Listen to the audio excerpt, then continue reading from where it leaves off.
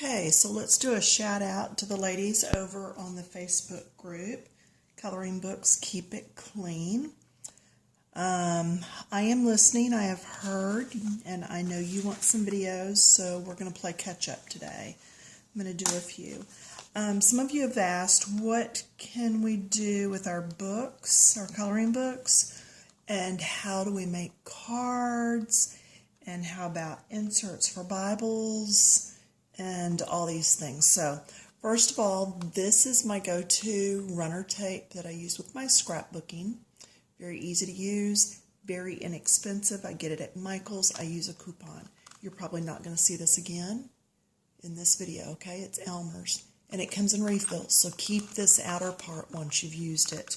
Pop it open, refill it. Okay, we have already done a video on how to make envelopes. So if you missed that, you need to go back and find it if you're wanting to make your own envelopes. Now, here is a store-bought thank you card that was in a box, very inexpensive. Here's a generic envelope, okay? If you are looking to just make a front, you can get a cheap card like this. And then what you would do is come in, and this is just a chalk pencil that I have here at my table. I have one in white and one in black. They're water soluble, so I can erase it if I need to. But this is just a template, so this can be as messy as we need it to be, or as it becomes. Now these little arrows on this cutter, I will place, first of all, I'm going to get this kind of lined up, and I will place that arrow right where that line is, and go to where the next one is. Okay, so I went from right there to right there. And I'm going to keep turning and keep doing exactly that. So from there to there, and I can see that white line right through here at an angle where you cannot, but that's how I know that I'm getting to the right spots. And it doesn't have to be exact. Again, this is a template. If you go a little over, a little under, it's really not going to matter, as long as you have fairly straight lines.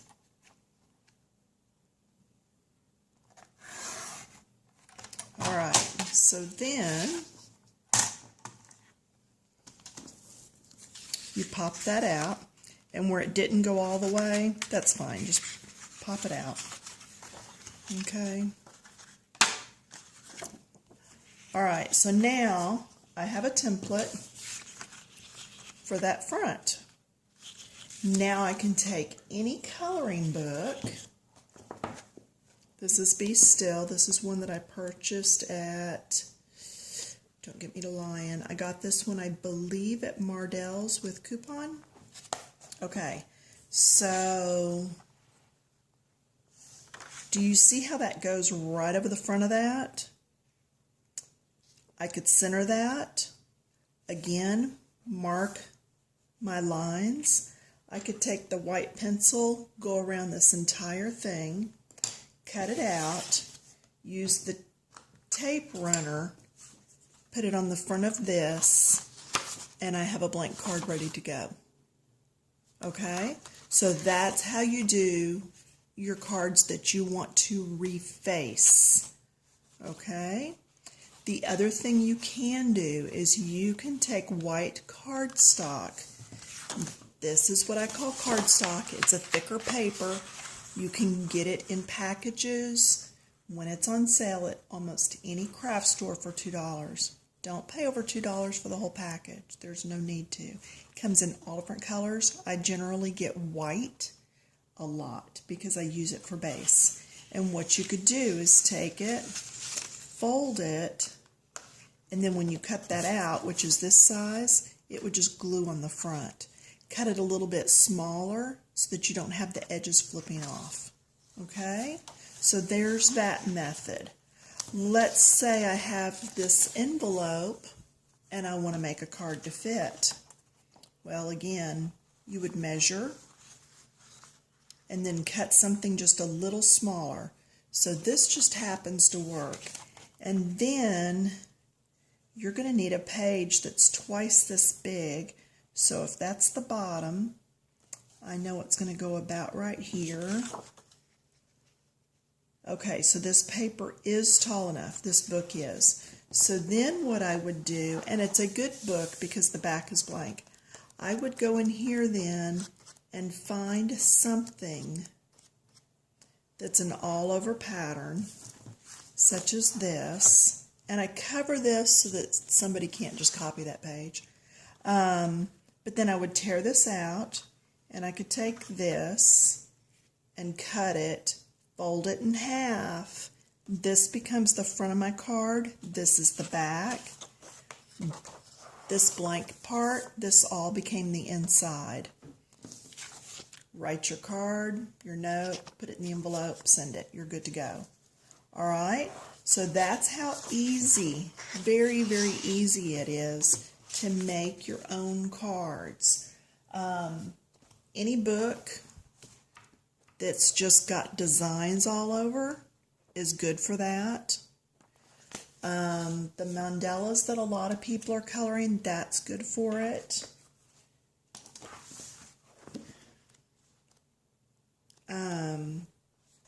Now some of these books like this, that could be a front if you're sliding the card in sideways, but it's hard to do a fold over because on now this would work for a front. On Margaret Feinberg's book, it's a lot of verses. So, I mean, like you could color this and cut it out for that front, but it's not like it's going to leave you enough room to do a fold over. You would merely be doing the front. And then you've got these bits sticking out. So I would do a smaller card if you're going to do something like that. But like this, that's an all-over design. That could just be the front.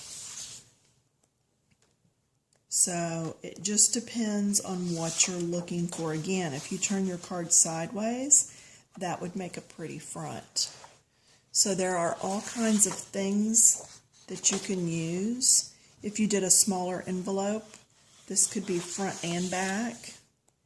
And there's already lines for your writing. So, all right, so that's cards.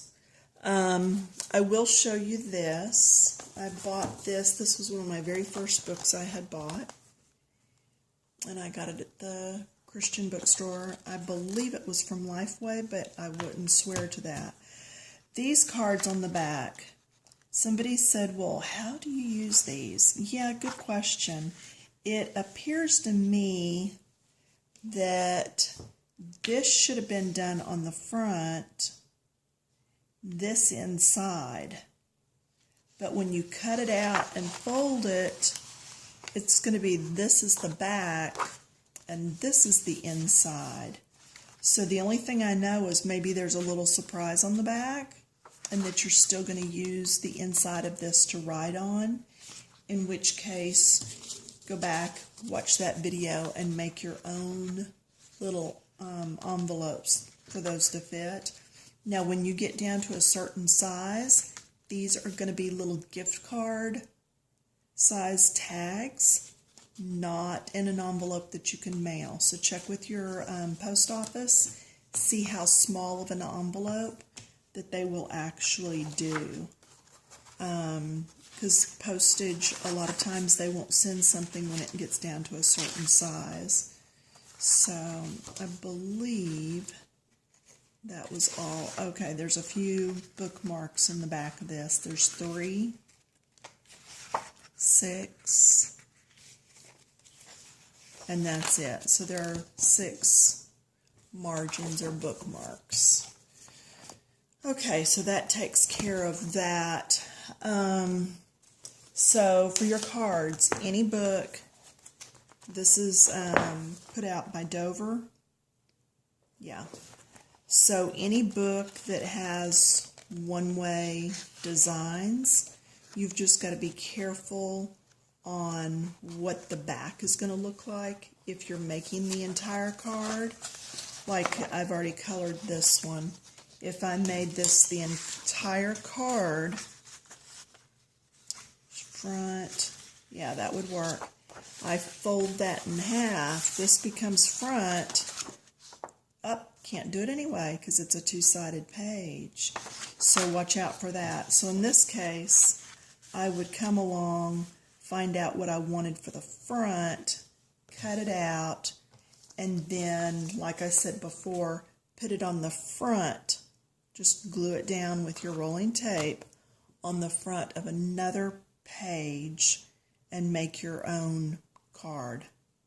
So that's when you have to watch fronts and backs on cards. This book is all two-sided. There is two of everything though, so that gives you plenty of wiggle and play space if you mess up on one. Now these books were sent to me by Product Concept Manufacturing. Lots of good little areas in these books like this. So I can go in and take, and they are one-sided even though there is a little something down in the corners. But most of these are sceneries, so you're not going to be able to fold it in half because that would make the back upside down.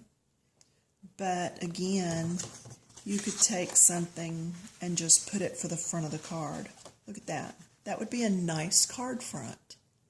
So you would cut it out and then adhere it to the front of a pre-bought card. And you can go to Michael's and buy, this is another one of their books, you can buy pre-boxed cards that all you have to do is put something on the front. So, yeah, that was my fall page that I did. So see, I could even take the card, turn it up and down, and put that on it. And that could be a good card. You know, I could even move it over that way some, or move it over this way. I can move it up. I can move it down. Just however it works. But that's why this template's important. You have that template that matches or is actually a little bit smaller than the size of your cards that you've bought or that you plan on making. Look at there. Card front right there. Okay? So it just depends. See, I could actually get a couple out of this one and get the bird in if I slide down a little. So there's that one, and it comes to right here.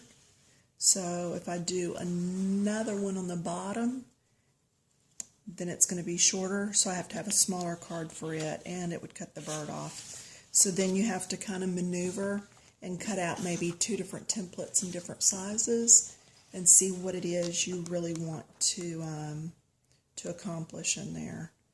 But yeah, I mean, you can take, look, if I turn it this way, you know, let's do brunch.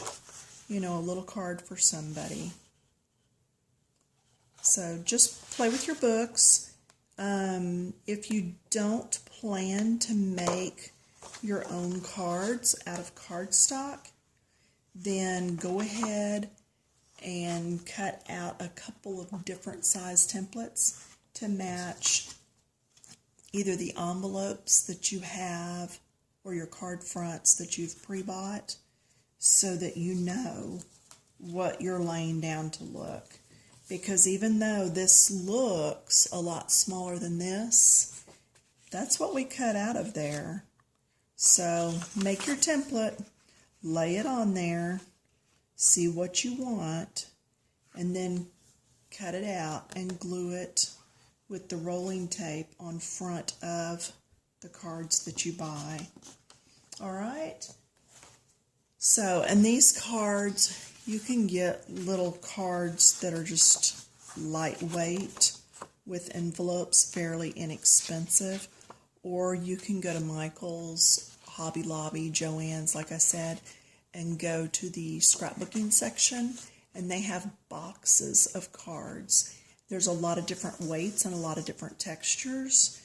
The ones that are a good texture and bumpy on the top, be careful with those, because as you get ready to put another piece of paper on top of that, because of the lumpiness, the bumps and divots, it's not going to lay really flat, and you don't want to put so much weight. And I know you think, well, it's not that much heavier. It's just a little, but then we're also adding the glue to it. You don't want to add so much weight to your card that you then have to add postage to be able to ship it. So do keep that in mind when you buy your cards or you're getting your card stock. Don't build up that card so much that you have to take it in and pay extra postage.